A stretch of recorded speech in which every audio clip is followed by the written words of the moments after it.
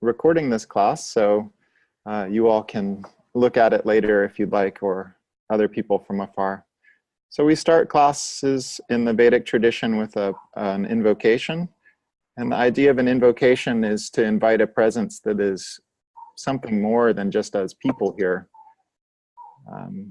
We're not used to this in the West, but actually time isn't exactly the way we think of it in the West.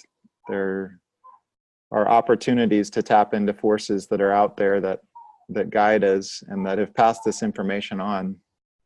So we're actually calling upon those. So we'll start with double breath with tension. Twice in the nose, tense your body. All the muscles firm, even your feet and your pelvic floor. And twice out the mouth, relax. Again, twice in the nose, tense. And turn your eye gaze to the spiritual eye. So you actually turn your eyes forward and up. Twice out the mouth, relax. Last time, pull the inhale. And twice out the mouth. And you can respond to me, this short prayer. Om Gang Ganapataye Namaha. Om Gang Ganapataye Namaha. Om Aim. Om Aim. Sarasvatyay Namaha. Sarasvatyay Namaha. Gurur Brahma. Guru Brahma. Gurur Vishnu. Guru Vishnu. Gurur Devo. Guru Devo. Maheshvaraha. Maheshvara. Guru Sakshat. Guru Sakshat. Param Brahma. Param Brahma. Tasmai Shri Tasmai Shri Gurave Namaha.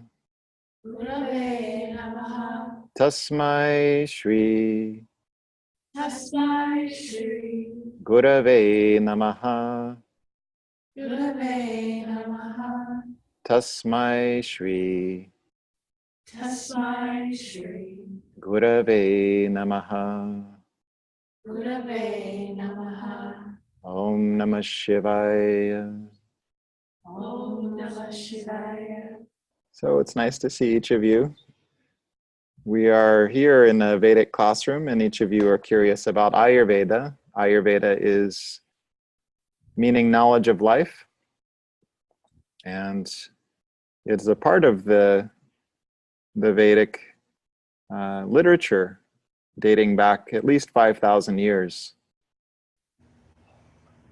The forces we just opened up to are aspects of the divine. So there is a oneness, a God that is a totality, and then there are aspects of that we can call upon which invoke different properties. Ganapati is a name for Ganesha. It's the remover of the inner obstacles. So something within me is actually blocking me from feeling freedom. It's blocking me from feeling expanded. And so I'm calling upon something to come and actually change that. Sarasvati is that luminous part of the self. God pictured as the feminine, the creative aspect of the feminine, the Shakti energy that can come through and awaken and enlighten me. We called upon God the creator, God the sustainer, and God the dissolver, Brahma, Vishnu, and Shiva, which are ways of invoking not just what I see in this life, but throughout time. Ayurveda, the knowledge of life, we always review these basic principles. So you can repeat after me, the basic tenets of Ayurveda. I'll be saying some words in Sanskrit and you can say them. Akasha. Akasha. Vayu. Vayu. Agni. Agni. Apa. Apa. Bhu. Bhu. Space, air, fire, water, earth. You can say that too. Space, air, fire, water, earth. So akasha, you can say it again. Akasha means space. We're gardening here. So you're born and you die, and in between you're gardening. If you don't garden, then you just live life a victim of circumstance. But there's no power in being a victim of circumstance. So eventually, anyone with a modicum of self-responsibility chooses to start to sign up and garden themselves. And we need space to garden. You can't garden without space. Then vayu, you can say it. Vayu means air. And air is the necessary interchange of prana, of the air. Oxygen, carbon dioxide, depends on what kind of creature it is, but air is needed. Then Agni. Agni. And Agni means fire, like ignite. So Agni comes in the form of heat, and it comes in the form of light. And that's essential for anything that's growing. Apa is a name for water. Another name for water is Jala, which Jala. cleverly became Jello in marketing purposes. But Jala or Apa means water, and water is really 70% of what we are here in the garden. And essential to life, water is that great river which brings nutrients to other parts of the cell. So water is essential. And the last thing is Prithvi, or Bu. Bu is the simple name for earth, like when you chant the Gayatri mantra, you chant Om Bhur Bhuvasvaha, O earth, the sky and heavens. And so Bu, or earth, earth is that most dense and most gross of the 5 elements, and it's required as the building blocks of what we are. So every Ayurveda class begins with remembering that we're gardening, and that what are we gardening? We're gardening space, air, fire, water, earth. And it's essential that you always return back to these simple basics, even when dealing with really complicated gardening or medical issues. In a living thing, these then organize into 3 organizations. Organization is not the classic word for dosha. You can say it dosha. Dosha. It's not the classic translation, but I think for Westerners, it's really the most useful translation. Dosha literally means that which is vitiated or that which is disturbed. And organization is a good translation because we all know that organizations get disturbed, right? Yes. So you mix people together, and it's easily going to start to like fall apart or have problems. Well, you mix elements together, and then they have a certain carrying capacity that they can work on to stay organized. They can encounter, more of a certain combination or of other elements. They have a certain stick-to-itiveness, but the organization of the elements can get disturbed. And so space and air become vata. You can say it, vata. Vata. And when you hear that word vata, just remember it means space and air. That's all it means. It doesn't mean anything else. Then space and air, the vata principle or the vata organization, is responsible for all movement. So that's its main job. You can think about space and air and how they're required for movement. If you don't have space, you can't move. And if you don't have air, you can't propel something. So in any living thing, vata rules that which moves. So all movement is governed by vata dosha. Then fire and water is pitta. Pitta. And that has a double consonant, pitta. So you emphasize the first syllable, and the second syllable is light. First syllable guru or heavy, second syllable lagu or light, pitta. And that pitta just means fire and water. That's all it means. It's responsible for all transformation in the body. So if you think about fire and water, those are the 2 elements that assist in all transformation. Even the interplay of fire and water within the body creates transformation. Then water and earth form the last organization, and that is kapha. And kapha is just 2 light syllables, kapha. When we spell it in English, we spell it K-A-P-H-A, but that's because it's an aspirated pa, so it's kapha. It's not really a compound consonant. So we use English to approximate other languages' sounds, but it's like trying to describe 3 dimensions with 2. It's very limited. That's why eventually, if you study at the school, you all learn the Devanagari alphabet, which is used in Sanskrit and also in Hindi, because those characters more accurately represent the words. And then we start to learn root sounds in the language, and root sounds are the key to learning any language.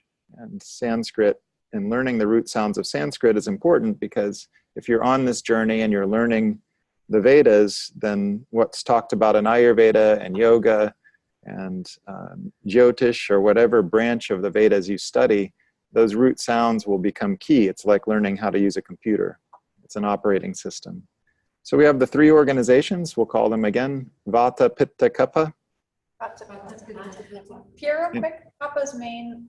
Kapha's main job, right, is structure and lubrication. It has 2 jobs: structure and lubrication. These things you should never forget.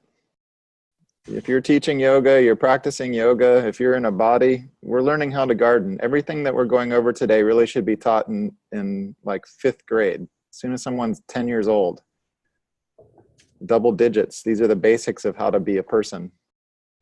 Even younger would be fine. So the next thing we need to learn and review with Ayurveda is, what are the qualities? Because qualities are how we decide how to garden. Vata, the space-air principle, and you can repeat after me. Vata is Space and air. dry, light, cold. Dry, light, cold. Clear, subtle, mobile. Clear, subtle, mobile. And rough. Rough. Dry, light, cold. Dry, light, cold. Clear, subtle, mobile. Clear, subtle, mobile. And rough. Rough. Then you can do your best to chant in Sanskrit. We won't have Kelsey try to write this, but Tatra ruksho, Tatra ruksho. Laghu shita, Kara, Sukshma, Chala, Pala. Anilaha. Anila. So that which is not of the earth, Anilaha means not of the earth. And it's a reference to space and air, is dry, and that makes sense. You go up into the atmosphere, it gets drier. It's light, insubstantial. It's cold. Any of you that have gone into high mountain areas know that it's dry, light, and cold. It's also very clear. The atmosphere gets clearer. I still remember the first time I moved to Colorado. I was 19 years old. I'd never been west of Chicago. And it was the first time I ever hiked up a big mountain. And I was just disgusted to look down at the brown haze on Denver. I didn't realize that we lived in such a brown cloud of disgusting air. Nor do most people, but there we are. So you literally rise up out of it. Many of you will have done this when you're flying in airplanes. You'll be in an airplane and you'll actually watch the air quality improve as you finally climb up above the city lines. So dry, light, cold, it's clear. And space and air is also subtle. It's very subtle. The 2 places on Earth that are the most Vata vitiating, or the Vata predominant climates, are the high mountains and the desert. And this is the place where most spiritual centers went to during the darkest ages. They're not only the place where it's easiest to feel the subtle, but it's also the hardest for life to actually sustain. They're not the places where fire, water, and earth predominate. So it takes a really kind of special attunement and power just to survive in these areas. Mystic or subtle connection can happen when one tunes into space or air. And those in whom space and air predominate are the most sensitive. So it's easy for Vata people to actually feel subtle things. The problem that Vata predominant people experience is because they're so sensitive, it gets lost in the shuffle of all of the various things that they're feeling. And they're so easily disturbed by others around them. But placed in a very spiritual environment, placed with a lot of support, those that are vata predominant or those that are vata vitiated, which we all get. Anyone who's going through trauma, anyone who's going through breakup, anyone who's going through big life change, everyone then is going through vata influence. So those are the times when environment are especially is especially important. So dry, light, cold, clear, subtle, and then the primary quality that we talk about is mobile. Vata is mobile. And space and air don't easily organize. Space and air are therefore always changing. It's very difficult to even contain space and air. Then reviewing the qualities of Pitta dosha. So we're now looking at two different properties, fire and water, and their interplay. Fire and water, you can repeat after me. Pitta is? Pitta is oily, hot, and sharp. oily, hot, and sharp. Fermenting, spreading liquid. Fermenting, spreading liquid. That sparkles. That sparkles. So the actual Sanskrit, you can do your best to respond to me. Pittam, Pittam, sasneha, sasneha, tikshnoshnam, tishnoshnam, laghu, lagu, visram, visram, saram, saram, dravam. dhavam. Great. So pitta, fire and water, is oily, hot, sharp, fermenting, spreading, liquid, and light, or sparkles. And we teach in Sanskrit for many reasons. One of the reasons to learn Sanskrit is because one of the most important reasons is that you're learning material that is not of our culture exactly. Of course, it applies to our culture, but it's a way of learning this how to live from a different operating system. So it's not like you're using your like flip phone to try to, look on the internet or something, which is what it's like if we're trying to learn how to live using English. I don't know if that analogy was a good one or not, but Sanskrit's also showing us that there's access to something incredible that's been preserved through hundreds of generations. And so it's not like we're just coming up with these new fad diets now. No, this has existed for thousands and thousands of years. And it's also giving us a glimpse that perhaps our view of time isn't what we thought it was. So the idea in Sanskrit is that actually these things are encoded so that we can remember them when humanity goes through really dark times. That's not our perspective on human consciousness in the West. Our perspective is generally that we're the smartest we've ever been, and before people were dumb. So that's not what's suggested in the Sanskrit literature. And this is important right now because even in India, their sense of their history has been culturally appropriated by the English.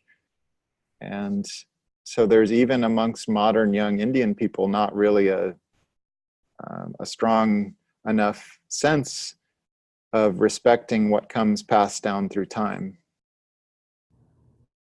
So we're learning here in Sanskrit, and part of that is in beginning to code you in this mnemonic language that helps you remember or wake up to what you already know deep inside. And we're doing fire, water, the Pitta principle. So it is oily in nature. It is also hot, which makes sense since it contains the fire. It is sharp or penetrating. So penetrating is another word that's often used. Fermenting is a principle that refers, visram literally usually is translated as fleshy smelling, or the smelling of like, dead meat. But it's, I think, useful for you all to think of fermenting as a translation because it helps you with food choices, and also with the principle that those who have a fire-type mind, or in whom Pitta is high, can't stop fermenting. There's nothing is ever good enough. They just keep looping and looping and looping and over processing things. So that fermenting process. Oily, hot, sharp, fermenting, it's spreading. So pitta is not mobile, like fast moving, nor is it stable, like we'll see in kapha dosha, it's spreading. So pitta stuff spreads. Examples of pitta disorders are things like rashes or poison ivy. So you have this, or inflammation. So these things spread in the body. Oily, hot, sharp, fermenting, spreading, and liquid. It's liquid in nature. So common examples of pittogenic substances you'll find are the things when you open your refrigerator door. Ketchup, mustard, salsa, pickle juice, all that stuff.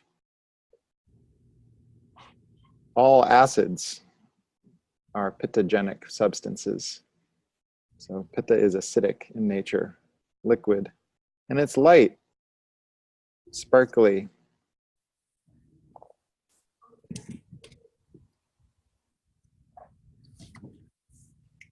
So we're then looking at water and earth. And water and earth, you can respond to me. Kapha is heavy, dull, and slow. Heavy, dull, and slow. Thick, soft, stable. Thick, soft, stable. Cool and smooth. Cool and smooth. Sticky and cloudy.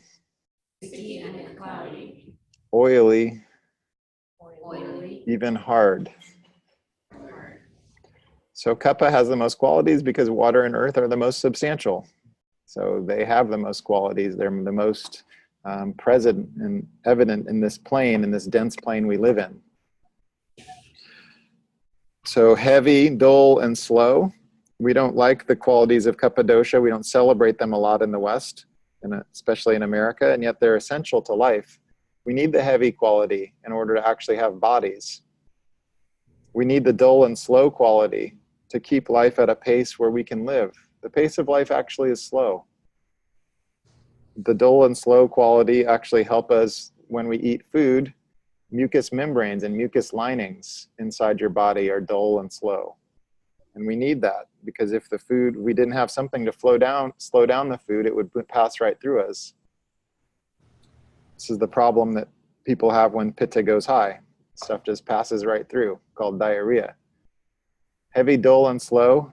It's thick, it's soft, it's stable. Earth and water are that way. It's also cool and smooth. So that's important to recognize. People who are kapha predominant, earth, water types, they often feel hot, but actually kapha itself is cool. And what's happening is that layer of kapha, the extra layer of kapha that's on people who are larger is actually acting like a wetsuit, and it's trapping heat inside of them. But that sweat that comes off of kapha predominant people usually runs off of them like a waterfall, and it's cool in nature. Whereas pitta predominant people, their sweat is actually hot and salty, and usually stinky or fleshy smelling. Am I making sense? Yes. Heavy, dull, slow, thick, soft, stable, cool and smooth, sticky and cloudy. So these principles are important when we start looking at food choices and we start looking at what's happening in the body. Mucus or phlegm was actually the Greek translation of kapha. So these three bodily humors, the Greek system adopted, and they called them the wind, the bile, and the phlegm, or something like that. I don't really know what the translation of the Greek words would be, but my point is that mucus is stringy, mucus is prevalent, and the sticky quality is not a good food choice for people who are dealing with kapha disorders. Cloudy substances are like milk or any of the nut milks, soy milks, any of that stuff, it's cloudy. So these are also not good food choices in general for people who are dealing with kapha disorder. So it shows you how to take your herbs as well. Whereas the vata, which is clear in nature, generally will want to take herbs in a cloudy substance because they're already too clear. Whereas kapha people, who are generally already too sticky and cloudy, will usually need to take their herbs in water, in a clear substance. So the qualities are essential. We go over them every single Ayurveda class. Heavy, dull, slow, thick, soft, stable, sticky, cloudy. It's even oily, so that's important to know as well. These are the basic qualities of Kapha-dosha. We review them every class. Then we also review the 6 tastes. So this class is not to teach these, it's just to review them. You'll find them in the regular Ayurveda write-ups online. So you can respond to me about the 6 tastes. Sweet, sour, salty. Sweet, sour, salty. Pungent, bitter, astringent. Pungent, bitter, astringent. Swadu. Sadhu. Amla. Amla. Lavana. Lavana. Katu. Katu. Tikta. Tikta. Kashaya. Shaya. So these are the names in Sanskrit. And the sweet, sour, and salty are all building. Sweet, sour, and salty all increase Kapha-dosha. Sweet, sour, and salty all lighten or make less vata. They shouldn't say lighten, really. So sweet, sour, and salty. Sweet, sour, and salty all build the body up. So in that way, they counteract vata, but they increase kapha. Pungent, bitter, and astringent all increase vata, and they all decrease kapha. So we generally want people who are trying to normalize their weight, people who are overweight, to focus on the spicy flavor, the bitter greens, and on things that help them dry up, which is raw food in general. So we always ask the question in Ayurveda, for whom and when? These are the 2 most important questions to ask. We don't garden everyone the same way. We don't even garden the same person the same way at all stages and circumstances of life. We're always gardening, and what we do needs to change with what's happening and what kind of person we have, for whom and when. So with all due respect to my really, big-hearted, loving vegan friends in the universe who want to be, respectful of all living creatures, the vegan diet really isn't for everyone. Nor is, a raw food diet. Nor is Atkins diet. Nor is whatever diet. There's not some diet is good for everyone all the time. For whom and when. The 3 principles of food, the 3 tastes that increase pitta, come together: sour, salty, and pungent. So sour, salty, and pungent all increase pitta, whereas sweet taste, bitter taste, and astringent taste all decrease pitta. It's important to recognize that everyone should have all 6 tastes. So we're not taking away tastes for people. It's just in general, what is the background information of what this person's putting into their mouth hole? That's what we want to emphasize. And how we change the spicing of dishes and how we change the go-to foods of people. That's really what we're talking about. Vata people should steer towards the sweet, sour, and salty principles. Pitta people should steer toward the sweet, bitter, and astringent. And Kapha people should steer towards the pungent, bitter, and astringent.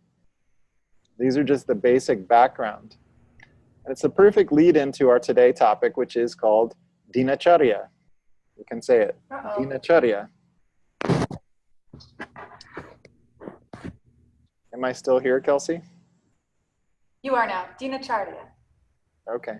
Yeah, you'll probably need to plug me in. Dinacharya means going with the day. That's what it literally means.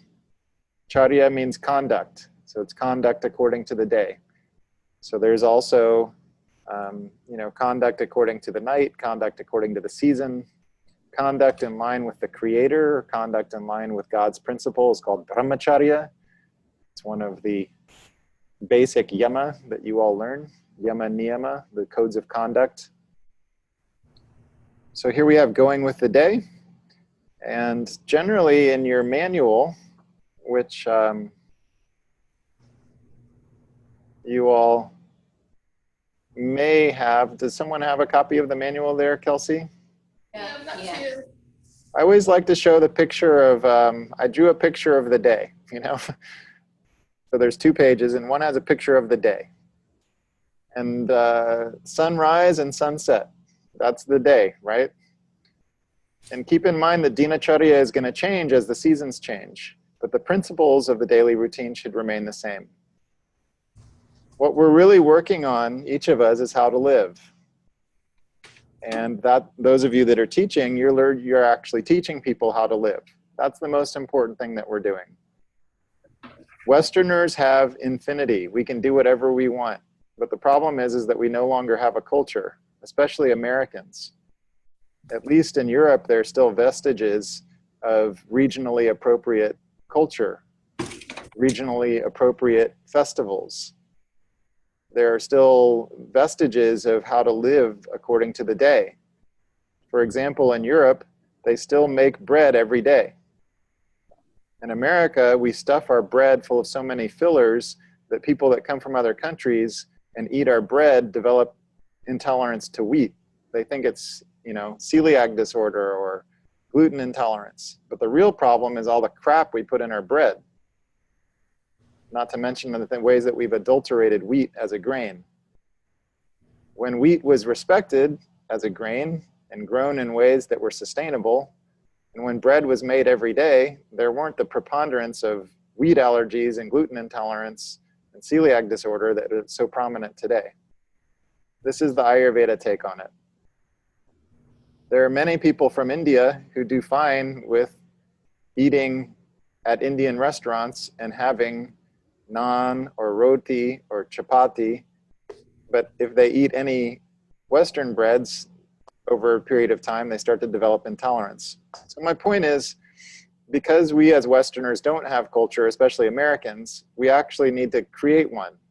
And that's where the real excitement around yoga, I believe, has found its footing, is that there's a large group of, and I would say that it's at least, you know, 75% the liberal half of America that is drawn towards yoga practice. And they're without any real structure to their daily routine or to their culture or to their life. And so yoga is stepping in and providing meaningful ritual, but it's also providing how to live information. And that's where we find ourselves reawakening to this concept. So the daily routine changes according to season, but it's ruled by the sun. Implied in that is that during wintertime, we can sleep more, and that's acceptable. During the summer, where you all are in Indiana, the afternoon can be really hot and heavy. So especially for people that have challenges with hot and heavy, it can be a time where being indoors is essential, going into the cave of the basement, or even taking a nap. And you'll see that in most tropical cultures, that they nap in the afternoon during the hot, heavy summer. It's not a time to live. These are mentioning things around seasonal routine because I don't want you all to get too caught up in exactitudes. You're learning principles, but you always need to apply them to situations. So the daily routine starts with waking up generally before sunrise, or at least around sunrise. In daily routine, what we're doing by having daily routine is we're changing, or we're creating a healthy story. Yogananda, my guru, my spiritual teacher, has these paragrams that have been created. They're just little short sayings.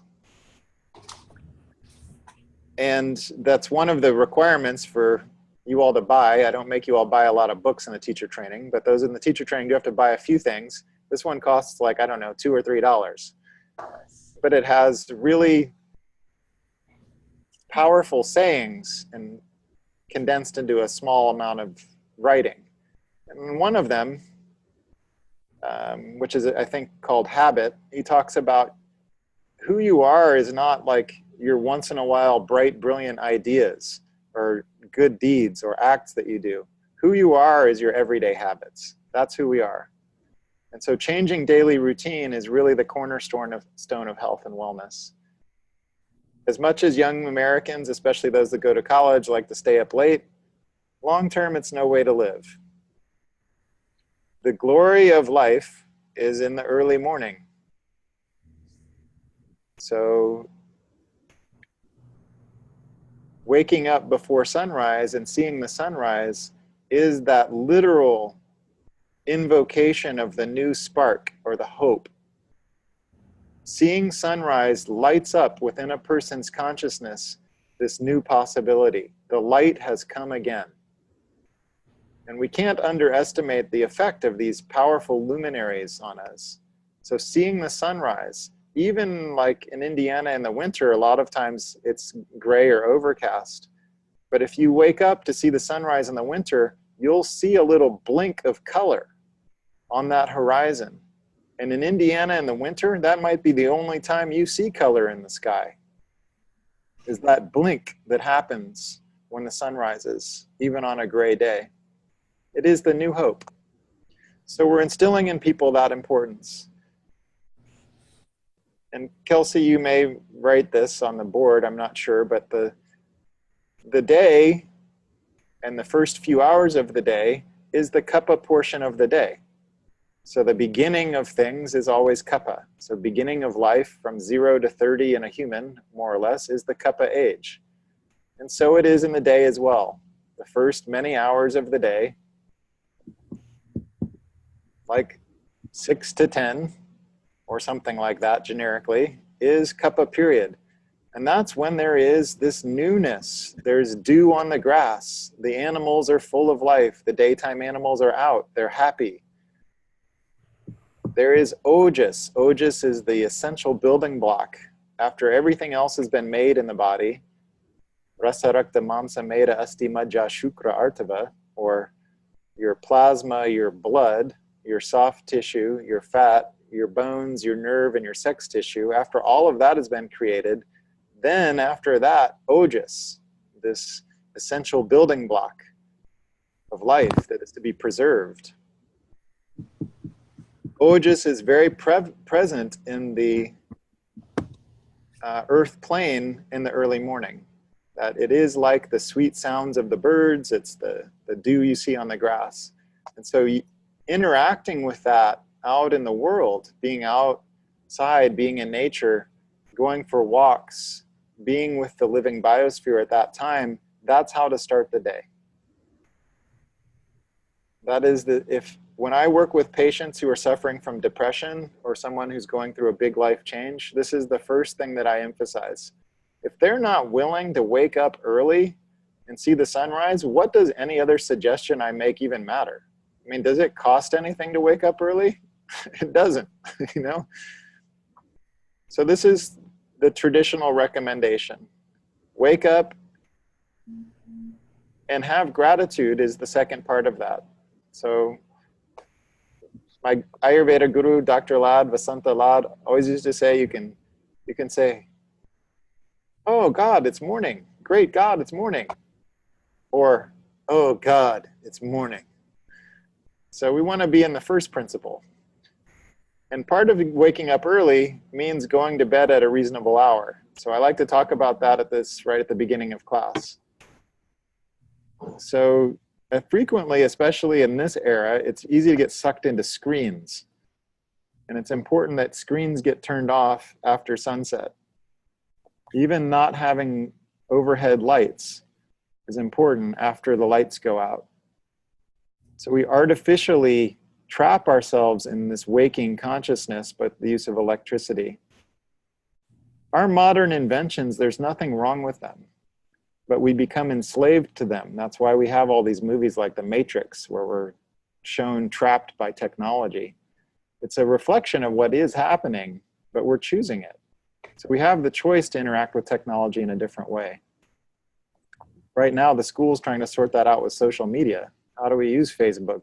How do we do Instagram in a responsible way so that we don't become sucked into it for hours every day? Humans are facing this right now across the planet with their phones and with a number of inboxes they have to check. How are people trying to reach me? So if you want to cut the head of that dimensional beast, you do it in the morning by being outside without your phone, without anything. Just interact with the natural world as it is. And have a sense of gratitude. So if you're still working on prayers or developing a sense of spirituality you feel comfortable with, most Westerners are at least comfortable with nature or some idea around nature, and that's just very fine. That's a perfectly fine guru to have. The sun is that which brings energy. It is masculine in nature. The earth is that which receives that energy, transforms it, and makes it useful for us. It's feminine in nature. So at least have a sense of connection and divinity with nature and with the luminous planets and with Mother Earth. The next thing we do after waking, after having some sense of gratitude, and if for many of you, I realize, prayer or a sense of gratitude might be a new concept, and you just have to start. You have to start with something. So you can start by, Dr. Ladd used to just have people look at their hands and keep looking at the hand until you had a sense of wonder of like, wow, I'm incarnate. Just to try to return any simple thing to have gratitude. Like, I'm in a body. I have an opportunity to change. But after gratitude, we do cleanses. And so Kelsey's got a bunch of stuff there that we're going to go over. In the morning, we clean all of the body. And it's a way of making it new again.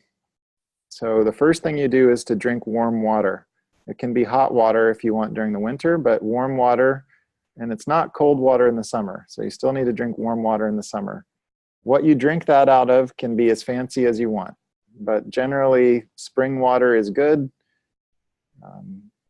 If you're going to spend money on water, I think it's a good use of your money. The school has spring water there. The whole search for the Fountain of Youth was about water. Ayurveda suggests that if you're tending towards pitta disorders, that you should be drinking out of a silver container. That water should have been stored in silver. If you're tending towards vata or kapha disorders in your GI tract, then you should drink out of a copper vessel. So if you want to store water in a copper cup, if you're tending towards constipation, you can store water in a copper cup overnight, keep it covered. You want to put a cover over that so it doesn't get all the dust and whatever from your house. Then you drink that water first thing upon rising. How much to drink? At least 12 ounces, but you can drink more if you want. 24 ounces is fine. And you're putting water in your mouth and you're sending it down through the big pipe in the middle of you. And you're beginning the flushing of the old. Part of this is also to try to encourage a bowel movement, which should happen in the morning. If people don't have bowel movements in the morning, then we look at, well, what's happening in the daily routine? Generally, people don't have bowel movements in the morning because they're traveling, so their body is thrown off in terms of where it is, or they're living an irregular lifestyle, waking and sleeping at different hours. They're not eating at the same time. If you don't eat at the same time, your body's not going to know when to let go. So it'll hold on to the food bolus. It'll hold on to your poop until it knows that it's going to kind of reset itself. So pooping is important. It should happen in the morning, and drinking warm water helps with that. You all brush your teeth. That's something that's made its way from Ayurveda into American culture. Brushing the teeth is something that comes from Ayurveda. It's not something that was a part of the dominant European culture for thousands of years. And if you look at pictures of history, a lot of Europeans had rotten teeth. So Ayurveda brought brushing the teeth as a key component, but all tribal cultures actually had it. When white people had tribal culture too. So it's not like if you're of white descent, you were just a stupid creature living on earth. It just means that the tribal cultures of white people generally got killed a lot earlier than before white people could then travel and destroy cultures in Africa and India and wherever else. So,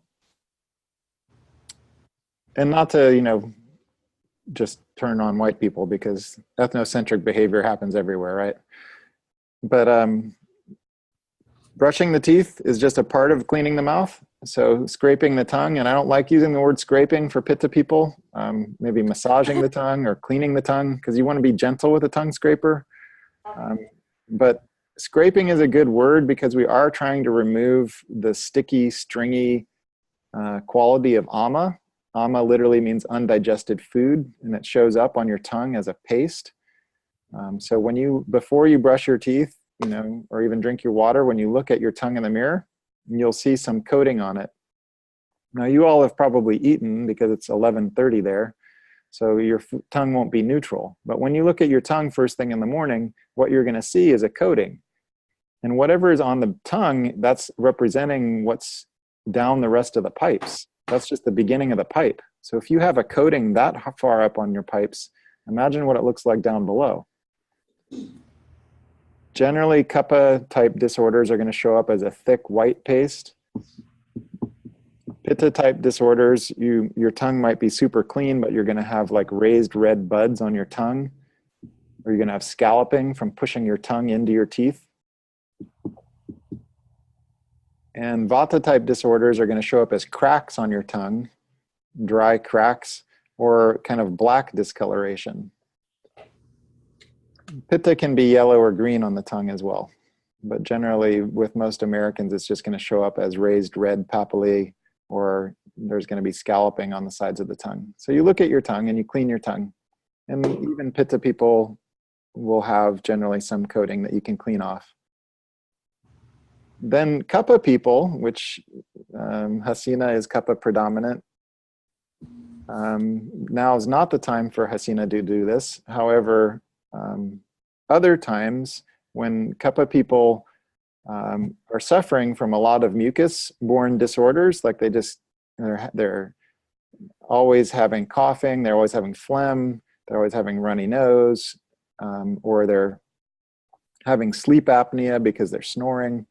We want people to clear the kapha out of them by using 3 fingers and sticking it as far back in their mouth as they can and massaging the back of their tongue and coughing up mucus.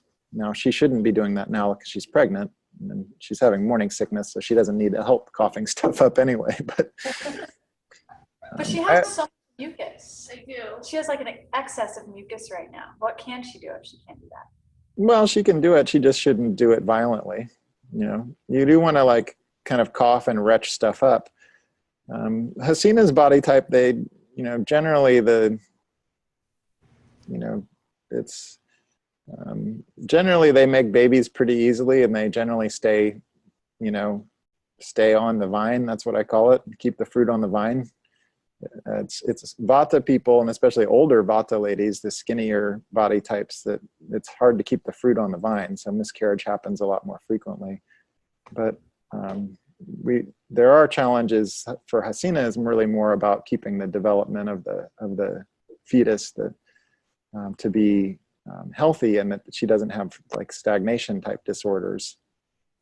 So that's where developing fetuses have more challenges with kapha body types, is from stagnation and from too much of the earth and water principle. So what she can certainly clean her tongue with a tongue scraper. She can certainly also massage her tongue. So those are the things we do with the tongue. You should look at your tongue every day, because your tongue is also showing you about the health of your inner organs and of your body. The tongue is a map of the entire body. And when you stick out your tongue, it goes from top to bottom. So the tip is the top of the body, and as you go down to the bottom of the tongue, or the deeper part of the tongue, that's the lower body. So the tip of the tongue shows the thyroid gland. Right behind that, you're going to see the lungs. In the center, you're going to see the heart. Right behind that, you're going to see the stomach. On the right side, you're going to see the liver. On the left side, you're going to see the spleen. And all the way in the back of the tongue, you're going to see the small intestines, and then the large intestines, and then your right kidney and your left kidney. So these are pretty universal to all of the gardening traditions. The most common things that you want to look at, you can see in the blue Ayurveda book that Dr. Ladd has downstairs at the school. But I already covered some basic things. Other common things you'll see, Pitta type people often will have a red tip of the tongue for a hyperactive thyroid, whereas Kapha people will often have a split tongue. It'll be starting to get a fork there. So it'll be a split at the tip of the tongue, which represents hypothyroid. This kind of looking at the tongue, it's kind of a gardening check-in, and this generational wisdom does work. So there are people who are experts at tongue reading. There are people that are experts at eye reading. So the tongue is one thing to look at. We've covered that. With oral care, I generally also talk about how to deal with what's going on with the nose. So if a person has too much of the cuppogenic things, then we want to gargle with saline solution. So saline is salt water, and you can use the same formula that you would use for neti pot. So neti pot is when you use something to go in one nostril and come out the other, and you'll breathe through your mouth while you do it. And then you do the other side. Those saline squirts, and this neti pot is another thing that has now made its way into Western world, right? You buy these saline squirts at every pharmacy now. But the original version of it has existed for so long. Even I used to teach in California a lot because I lived in northern San Diego County, and everyone knew about this because everyone would go jump in the ocean, right? And all that saline water would go in the nose and people blow snot out and then they feel better. So the neti pot is just doing that. Pierre, you sound a little funny. Do I sound better now? Yes. Yeah, I think maybe my microphone was hitting against my jacket. that's good.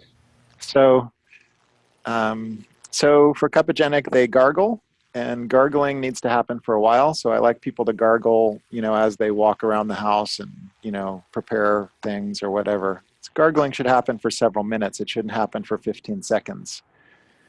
On the other end of the spectrum, as we get to autumn, almost all older people, because Kapha age is 0 to 30, Pitta age is 30 to 60, and Vata age is 60 to 90. These are rough estimates, right? For some people, their midlife might last shorter and their old life might last shorter. But if we were going to have a 90-year lifespan, then that would be about it. So in the midlife or the later life, as people get older, then Vata is starting to take hold in the body. The body's getting older, it's drying up. So gargling with oil is what's used, and we use nasya oil in the nose. So this is for people, you can still be trying to clear congestion, that's still possible, but don't do nasya and neti on the same day. So you'd either do oil in the nose or you do saline solution, not on the same day. And many people doing nasya once mid to late September comes around in Indiana, it's a really good choice. But certainly once winter comes and you're in those indoor settings with recycled dry air, it's really important. So nasya oil, if people have let it go so long that they're getting dry nosebleeds, they need to wait until the nosebleed's not active. But gargling with oil and nasya oil, so you do the same thing in the mouth that you do in the nose, either salt water or oil. And this is basic care. It doesn't need to take a long time. We also have a treatment for the ears that uses oil. It's called Karnapurana, and it's a very deeply relaxing application of warm oil poured into the ear. You lie on your side and someone applies it. Then they use their hand like a suction cup. Allow the oil to go deeper. And then after you lay there for several minutes, you can get a side of the body or side of the neck and head massage. Then you're going to turn over, and then you use your hand to cup to actually help get the oil out. So this sesame oil cupping is called Karnapurna. It's deeply relaxing. And the quick, simple version of that during especially autumn and winter is just to use a little bit of sesame oil and apply it in the inner ear. It's amazing how much warmer it feels just to apply a little bit of oil in the ear, because the ear is the Vata organ. So ear is that big satellite dish that deals with the space and air. And so for minimizing Vata dosha, we address the ear, but we also address the skin, because the skin is the air element organ. That's where you feel.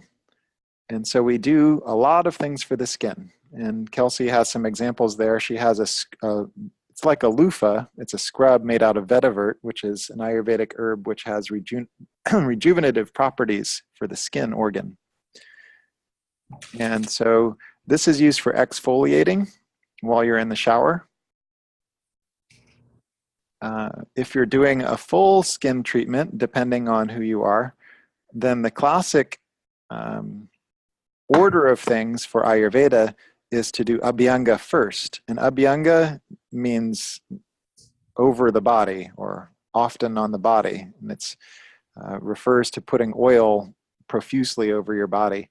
And for Abhyanga, these really thick, herbally rich oils are used. And it's a way of taking herbs in day after day after day, according to your body type or condition. And these herbally rich oils that we use are having the names Vata, Pitta, or Kapha on them.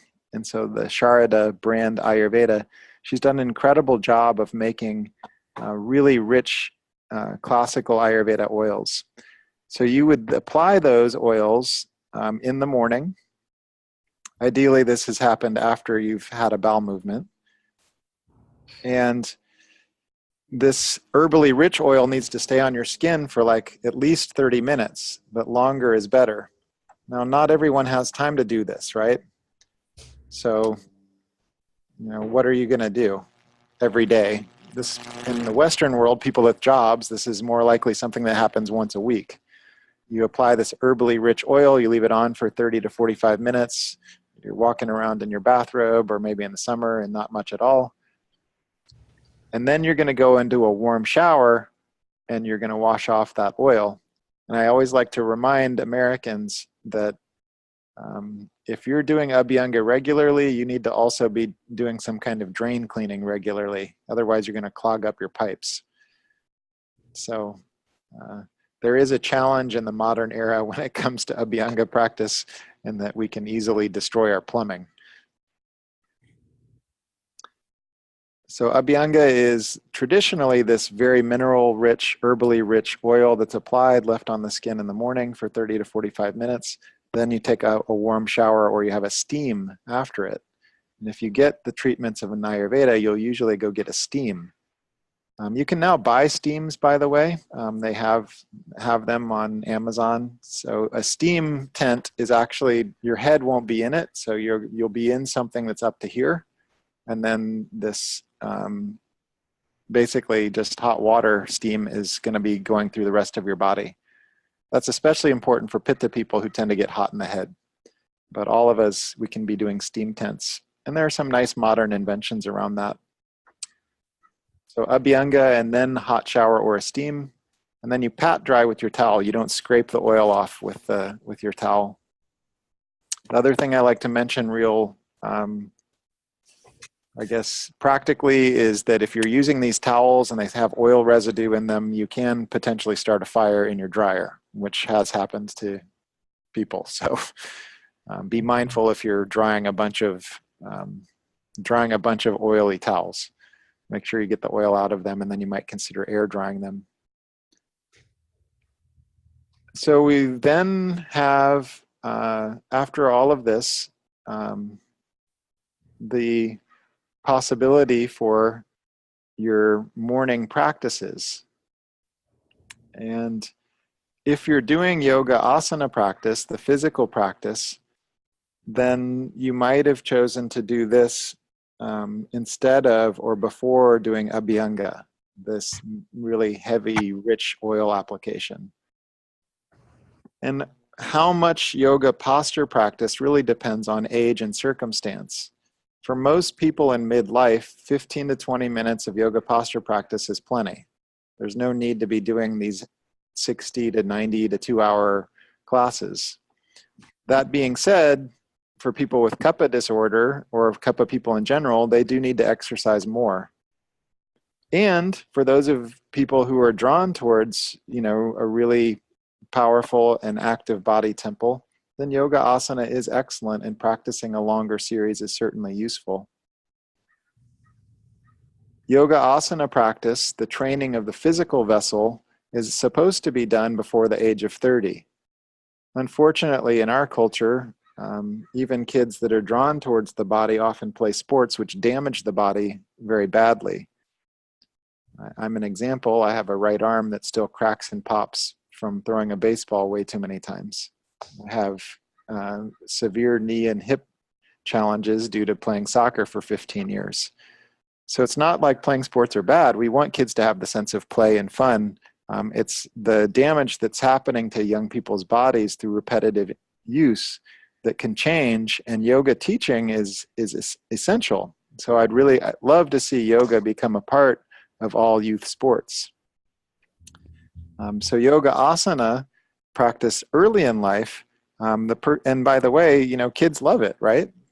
So they're learning to move their body in all different shapes and all different ways, and it should be fun for them. But each of us does need to do something for the body. Asana practice is also according to body type as to what to be emphasized. Generally, Vata people in general need things that are on the floor, that are grounding. Pitta people need to emphasize things that encourage the exhale and squish their guts. So Pitta people need twists. Pitta people need forward bends. Pitta people do well with inversions, but not headstand per se. More things like plow, shoulder stand.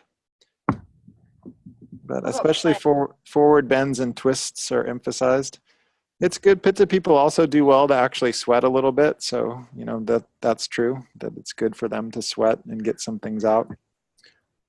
And Kapha people need to move. So Kapha people need to do standing poses. Kapha people need to raise their arms overhead. Kapha people need to do arm circles and stuff that move the limbs. Even just trampolining is good for Kapha people.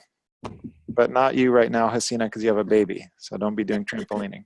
No trampolining, please.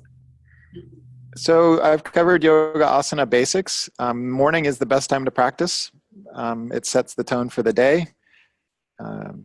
There are many forms of therapeutic exercise. Swimming is great. Walking is great. Of course, Pilates. Joseph Pilates was a great yoga teacher. But Tai Chi, so, you'll see these really soft flowing Tai Chi practitioners in all the major big cities around the world. And they'll be out there early in the morning, and they'll be out there right before sunset.